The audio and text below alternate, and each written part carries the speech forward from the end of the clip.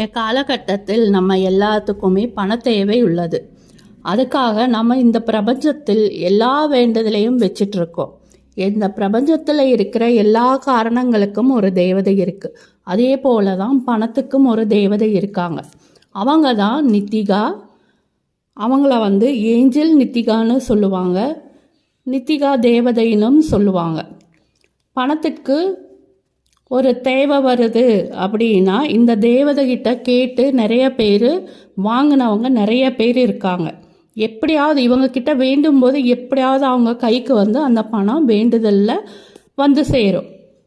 நீங்களும் அதே மாதிரி நம்பிக்கையோட இதை செஞ்சு பாருங்க.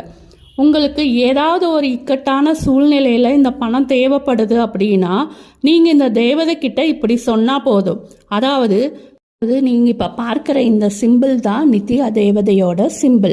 இதை ஒரு பச்சை இங்கில் இல்லைன்னா ப்ளூ இங்கில் ஒரு நோட்டில் வரைஞ்சி வச்சுக்கோங்க.